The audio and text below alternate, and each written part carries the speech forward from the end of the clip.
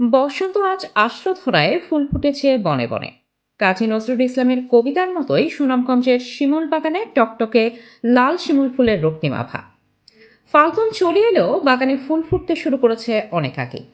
2002 সালে বাদাঘাট ইউনিয়ন পরিষদের সাবেক চেয়ারম্যান জয়নাল আবেদীন নিজের প্রায় 2400 শতক জমিতে শিমুল গাছ রোপণের উদ্যোগ নেন। তিনি প্রায় 3000 শিমুল গাছ রোপণ করেন।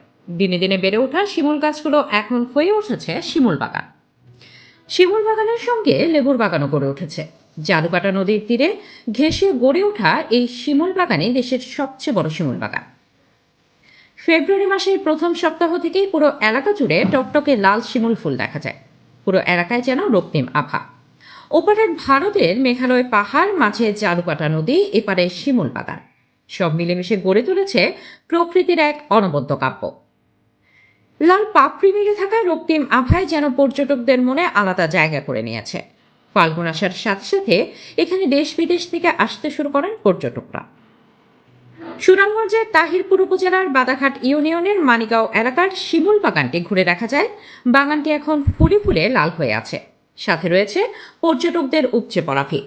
বাগানের সৌন্দর্য উপভোগ করতে এখানে দেশ বিদেশের নানা প্রান্ত থেকে আসেন পর্যটকরা।